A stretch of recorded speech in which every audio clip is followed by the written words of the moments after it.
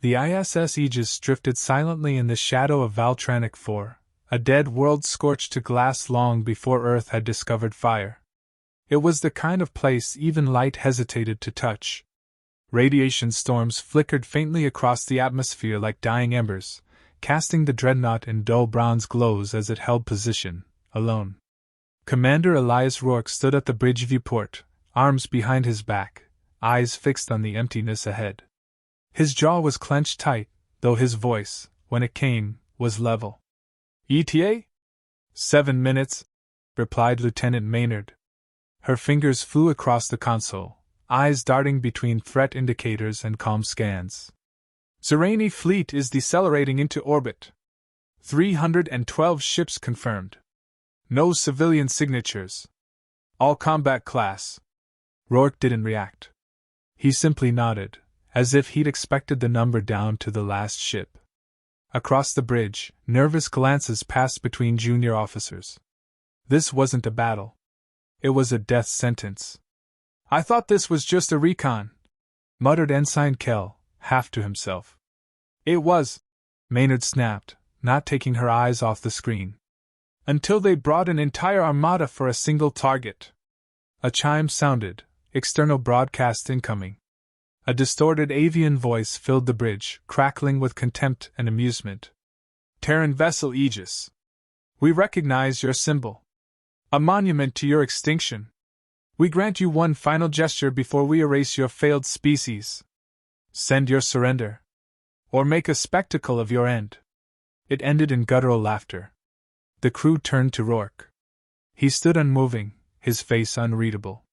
Then, quietly, "Transmit response." "Sir?" "Open channel." Maynard hesitated, then keyed the command. "You're live, Commander." Rourke took one slow step forward and looked straight into the visual recorder. "Permission to fire our last stone." He held the stare for a heartbeat longer than necessary. Then nodded. "End transmission." A brief silence followed. Then chuckles, officers trying to mask fear with disbelief. "Sir," said Lieutenant Hara, "do they really think we're gonna fight back? With this?" "They don't think anything," Rourke said calmly. "They assume." The bridge lights dimmed slightly as power rerouted to auxiliary systems. Deep within the hull, invisible to any sensor, dozens of small compartments unlocked. Cloaked microdrones, sleeper units embedded since Earth's orbital drydock, activated. They didn't launch. Not yet. They simply waited. 2 hours earlier, Earth Command had sent the final classified packet. Rourke read it in silence. No instructions. Just a phrase. "The shield becomes the spear." He knew what that meant. The Aegis had always been misunderstood, even by the humans who built it. Officially, it was the last great relic of the Titan Rebellion, a symbol of peace through deterrence. But buried beneath layers of bureaucracy and obsolete war records was a truth: the Aegis wasn't just a dreadnought. It was bait. The galaxy had underestimated humanity before. The Martian Syndicate learned that in the sulfur mines. The Jovian separatists learned it in the ice tunnels of Europa. But the Zerani? They had power. Numbers. Pride. They would only learn through blood. "Commander," said Maynard, "they've spread into multi-tiered attack formation. They're preparing for live broadcast across Confederation media. We're going to be a message." Rourke nodded. "So let's make sure they hear it." He turned to the central console. "Hadrian, status of the payload?" The ship's AI responded in its deep synthetic tone. "All kinetic drones primed. Gravlens warming. Quantum scatter projectors in idle standby. Cloak matrix at 87% efficiency." Rourke exhaled slowly. "Begin silent deployment. Full spread. No external impulse trails." "Acknowledged." Deep in the void, the microdrones began slipping free. No engine trails. No sound. No flash. They moved like shadows under ice, weaving through the fleet formation with subatomic precision. The Aegis remained motionless. To the Zerani, it looked like a museum piece, half-shielded, inert, harmless. They mocked it through open channels, sending memes, mimicry recordings, even sound bites of ancient Terran defeats. Rourke let them. Every second they underestimated him was a second closer to ignition. He stepped into the secure side room adjacent to the bridge. On the wall, a single photo, his daughter, age 12, clutching a stuffed bear in front of a launch terminal. "I'll be the shield," he had told her. Today, that shield would turn to fire. Back on the bridge, the tension thickened. "Enemy within plasma range," said Maynard. "Still no active fire," added Kell. "They're waiting. They want to record it. Make it theatrical. They won't get the show they planned," said Rourke. He stepped forward, eyeing the digital schematic of the fleet formation, layered like petals around a dying flower. He tapped a red-marked node. "Hadrian, confirm drone position on Thalzaric, Zerani flagship escort." "Confirmed. 6 units within detonation range. Awaiting go code. Hold final deployment. On my mark." He turned to his crew. "I won't lie. We are outnumbered. We are alone. And every single one of you volunteered for this mission. Not because we expected to win." He paused. Let the silence hang. "But because we expected to be underestimated." Then, with quiet finality, "Now let's make history." At that moment, the Zerani Armada locked all weapons. Target Aegis. Admiral Vexal stood on the command bridge of his ship, arms outstretched, prepared to declare victory. "Begin broadcast," he said. That's when his second-in-command screamed. "Sir, the Thalzaric! Internal breach! We're reading implosion." And then it disappeared. No explosion. Just gone. A ripple of light, then nothing. Another scream. "Carvorish! Gone too!" Vexal turned slowly to the viewport. Across the fleet, ships were vanishing, one by one. No beam. No cannon. No warning. Just death. Far below, hidden in the dark between debris and gas clouds, the ISS Aegis powered up. And it was smiling. Smoke trailed from the empty void where the Thalzaric had been. No wreckage. No distress beacon. Just silence. The Zerani formation hesitated, shifting minutely as captains recalibrated positions. Admiral Vexal narrowed his eyes, mandibles twitching with irritation. "Malfunction," he hissed. "Not an attack. Impossible." But as his words settled, the Carvorish ruptured from the inside, imploding into itself in a spiral of metal and plasma. It took 2 escorts with it, ships that had been too close, too proud. Vexal's bridge fell deathly quiet. "Scan for high-energy projectiles," he barked. "Find the source." "There is none," came the tech officer's strained voice. "No trajectories, no emissions. We can't trace the damage." The Admiral clenched his talons, disbelief warring with fury. The humans didn't possess this kind of weaponry. Their science lagged by decades. Their fleet consisted of 1 ancient warship. And yet 2 of his capital ships were now vapor.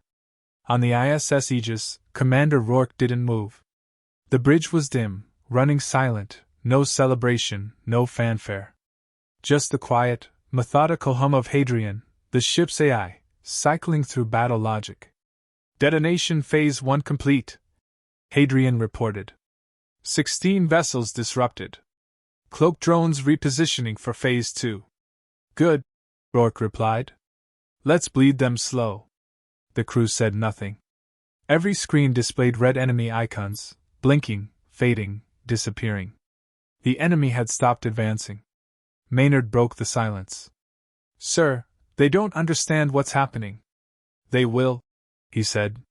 He turned to Hara. "Prep grav lens array. Hold until the next breach." "Aye, sir." Rourke glanced at the timer ticking down in the corner of the console. 45 seconds until Phase 2. He keyed a private channel. "Hadrian, confirm psychological impact projection. Panic threshold among lower command ranks estimated at 68%. Internal conflict in fleet hierarchy likely within 180 seconds." "And the Admiral?" Still believes we're posturing. High arrogance factor. Ideal. Rourke smiled faintly. Let's correct that. Back aboard the Vexalith, Admiral Vexal paced. They're cloaking something, he growled. A hidden fleet? Stationary mines? No mass signatures, replied his weapons officer. No spatial distortions. Their warship hasn't moved. Then how are they hitting us? Silence. He turned toward the communications deck. Get me a live channel to that Terran vessel. Sir? Maynard called. Incoming transmission. Zerani flagship. Patch it through. The viewscreen crackled, and the monstrous face of Admiral Vexal filled the frame, burnt orange scales, sharp-ridged forehead, and gold-plated armor marked with kill crests. Terran, Vexal spat. What trickery is this? You hide in shadows and murder from behind? Where is your honor? Rourke didn't blink. You're mistaking patience for cowardice, he replied. You brought a parade to a war zone. That was your mistake. We are the 9th Armada. You are a museum relic. You call this a relic? Rourke gestured to his bridge crew. This isn't history. This is humanity in its most efficient form. The Admiral sneered. You will die here. And Earth will burn next. Rourke leaned forward. You should have opened with that. Now I don't feel bad about what comes next. He cut the channel. Hadrian, he ordered. Engage Gravlens. Target center-tier ships. Don't just kill, cripple. The Aegis vibrated subtly as its primary weapon came online. The Gravlens cannon, a condensed gravitational manipulator, focused and twisted space-time into a sharp-edged distortion wave. Nothing visible, nothing traceable. Just pressure. Directional force measured in hundreds of thousands of newtons. The enemy formation adjusted for the previous losses, tightening ranks, stacking shields. Wrong move. Crack. A Zerani dreadnought imploded from the middle out, its superstructure collapsing as if crushed by a giant's invisible hand. 2 more followed. Then another. On Vexal's bridge, alarms flared. There's no visual signature, the weapons officer cried. We don't know what's hitting us. They're inside our command hierarchy, said another. Someone's feeding them positions. No, the Admiral shouted. This isn't sabotage. This is warfare beyond our models. He knew now, too late. This wasn't Terran desperation. This was doctrine. Cold, calculated doctrine designed to humiliate a superior enemy. And it was working. Back on the Aegis, the bridge glowed in dim tactical red. Crew moved with precision. Nobody spoke unless they had to. Targets breaking formation, Hara reported. Scattering to outer orbit. Looks like a fallback. Let them run, Rourke said. Then chase the ones that hesitate. Maynard blinked. Sir? Send 3 drone waves to the lagging vessels. Pick off the cowards first. Demoralize the bold by making the timid explode. Copy that. Hadrian? Yes, Commander? Simulate fleet signatures. Fake a dozen human ships emerging from behind Valtranic. Transmission prepared. Holographic telemetry embedded. Send it now. Across the Zerani fleet, scanners began picking up new contacts, warships leaping into local space from the far side of the planet. 12. All broadcasting human IDs. All angled for flanking attack. But there was nothing there. Just echoes, falsified shadows painted across the electromagnetic spectrum. Still, Vexal's captains reacted. They broke ranks. They peeled off. Half the fleet moved to engage ghosts. And that was the final mistake. Phase 3 ready, said Hara. Wait for cluster density to peak, Rourke replied. Make it loud. Seconds passed. Red icons converged. Enemy vessels, realigning to face imaginary foes. Now. The Gravlens fired again, this time sweeping laterally.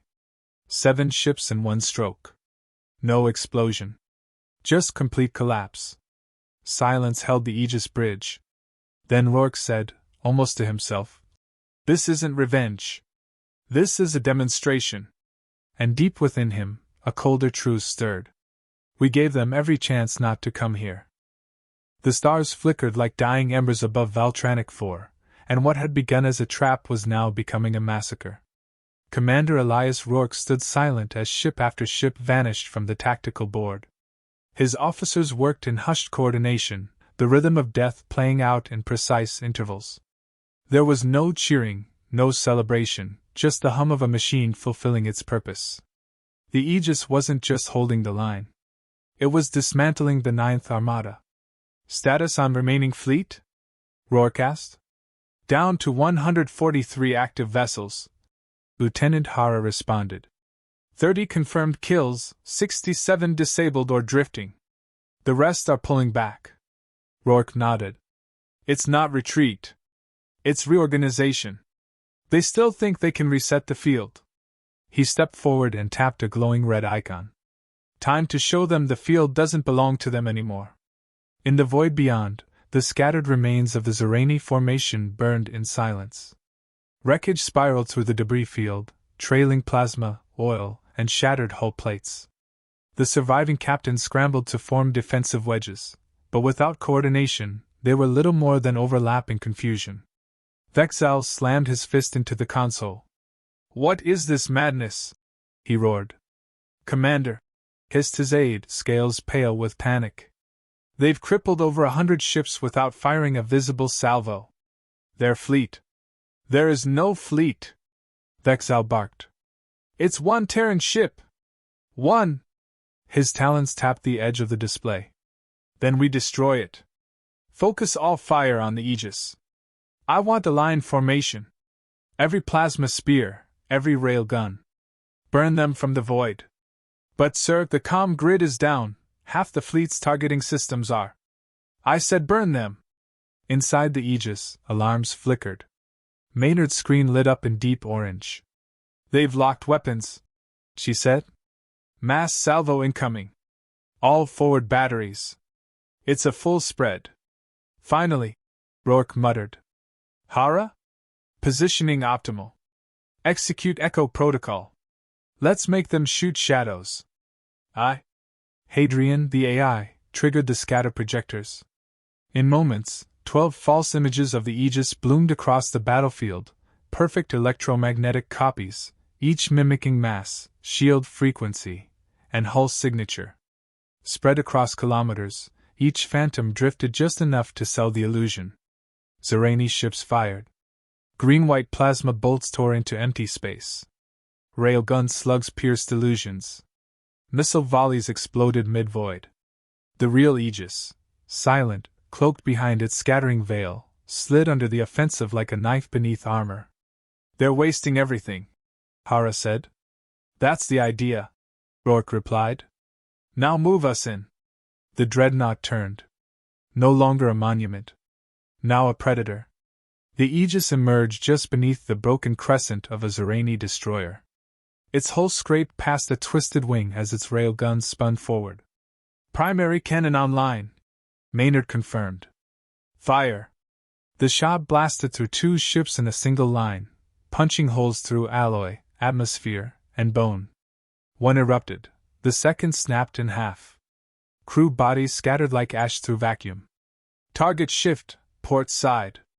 5 vessels clustering. Send the drones. Dozens of black orbs launched from the undercarriage, each the size of a man, each packed with electromagnetic spike charges and molecular acid canisters. They latched onto hulls, bored through plating, and burst. 3 ships gone in 12 seconds. Vexal's dreadnought, Vecthor, vibrated under the shockwaves. The admiral clutched the command rail, staring in disbelief. They are boarding us! Someone shouted. What? Micro-assault units, penetration at aft wing, deck 7 breached. Deploy the guards. It's not troops, it's machines. Rourke watched as the Aegis glided through the heart of the enemy formation like a surgeon's scalpel. With every pass, another ship vanished from the grid. Weapons efficiency? He asked. 68% remaining, Maynard replied. Drone losses minimal. Gravlens recharging. Shield integrity holding. Good. Start cleanup. Prioritize dreadnoughts and command cruisers. Copy. He turned slightly, watching the enemy fleet unravel. They thought this was spectacle, he murmured. But we brought a sentence. Back aboard Vector, chaos erupted. Explosions echoed through the lower decks. Fires tore through bulkheads. The lights flickered, then failed. Redirect power! Vexal shouted. Seal all compartments. His command officer looked at him, terrified. We're losing structural cohesion. Systems are fracturing. The Admiral's voice dropped low. This was a trap. And for the first time in his long, decorated command, he understood defeat. Not in numbers. In design. On the Aegis, the final dreadnought icon blinked off the board. All that remained were crippled escorts, limping cruisers, and wreckage tumbling in all directions. Survivors? Rourke asked. Hara ran a scan. Maybe 24 ships still mobile. None combat capable. Send a signal. Maynard raised an eyebrow. What do you want to say? He glanced at her, then back at the screen. Tell them what they saw was the first Aegis. A pause. Then she smiled grimly. Message sent. The galaxy would hear of this. Not just of one ship, or one battle, but of an extinction-level mistake, of what happened when you cornered the species that built its greatest weapon not to intimidate, but to endure. In silence, the Aegis drifted again, its cannons cooling, its hull bloody but unbeaten. The Vector burned. Black smoke choked its central decks. Lifeless crew floated down fractured halls. The golden armored corridors, once a symbol of Zerani pride, were shattered, scorched, broken. Commander Elias Rourke stepped through a ruptured bulkhead, pulse rifle steady at his shoulder. His armored boots crunched against glassy fragments of what had once been control panels. Behind him, 2 Terran Marines covered flanks. No enemy fire. No resistance. The dreadnought was dying, quietly, bitterly. Bridge ahead, one Marine said. Rourke gave a sharp nod. Seal off rear. We don't need surprises. The bridge doors were half melted, their lock system sparking. He kicked the remains in. Inside, Admiral Vexal stood alone. His scales were blackened in patches, his ceremonial chestplate cracked. Smoke billowed behind him, curling around exposed wiring. Blood from a deep cut traced a line from his jaw to his collar. He didn't move. Just stared. You, he said, voice hoarse. Me, Rourke replied, stepping inside. What's left of your fleet is limping into debris. You won't be calling for reinforcements. Vexal didn't answer. He looked around at the wreckage. At the dead communications station. At the shattered tactical board. Then back at the man who had destroyed his empire's finest armada. You were bait, the Admiral muttered. We saw your records. The Aegis was a relic. That's what you were supposed to see. You manipulated the battlefield, he growled. Psychological warfare. Deception. Dishonor. No, Rourke said flatly. Efficiency. He moved closer, rifle lowered but ready. You brought 300 ships to crush one. And you wanted a performance. A broadcasted slaughter. What you got instead was a lesson. Vexal's mandibles flared with rage. You think this matters? We will rebuild. Strike again. Earth is still vulnerable. Rourke leaned in. You won't rebuild. Because this wasn't just to destroy your ships, it was to broadcast your failure. Every signal relay in this sector has been hijacked. Every Confederation command node received a live feed of this slaughter. The galaxy knows what happened here. Vexal's eyes narrowed. They'll fear us now, Rourke said. Not because we're stronger, but because we're willing. Willing to wait. To hide a knife for 20 years just to use it once. The Zerani Admiral took a trembling step forward. You're not warriors, he rasped. Rourke raised his weapon. We don't need to be. We just need to finish what you started. He pulled the trigger. One clean shot. Vexal crumpled, his body collapsing among the wreckage of his command. No more speeches. No more threats. Back on the Aegis, Lieutenant Maynard sat at the comm station, monitoring incoming frequencies. "Sir," she said into the headset, "we're getting responses from half the remaining Zerani vessels. They're powering down, sending surrender beacons." Rourke's voice crackled back through the secure channel. "Log them. Mark their positions. Then transmit the message." "Aye, sir." She opened the relay. The Aegis symbol flared onto every nearby channel, then spread outward, through jumpgate relays, across drone satellites, bouncing through commercial civilian networks. The same message played in dozens of dialects, in clean Terran Standard, with a single voice. "This is Commander Elias Rourke of the Terran Defense Forces. The vessel you mocked has erased your fleet. Your arrogance led you here. Your assumption that humanity was unprepared, unarmed, unwilling to defend itself. Let this serve as your first, and final, miscalculation. We have no interest in conquest. But we will not be dismissed. Earth stands. And now you know what waits behind our silence." The message ended. A pause followed across the void. And then, nothing. Just drifting ships, flickering lights, and quiet panic on the fringes of a now broken confederation. 3 days later, the Aegis glided back into Terran orbit, battered but unbroken. Crowds gathered across Earth's major cities as the news spread. The broadcast had gone viral even on civilian networks. The footage of Exal's defeat was dissected on every channel. The silence of the Aegis, its monstrous efficiency, its cold response, it became legend overnight. No music. No victory speech. Just a ship that did what it was built to do. Rourke stood alone in his quarters, the lights dim. A single photograph sat on his desk, his daughter, still clutching the stuffed bear, smiling against the backdrop of an old launch pad. He stared at it for a long time. Then tapped the terminal and recorded a message. "Operation concluded. High-value target eliminated. Enemy morale fractured. Total victory.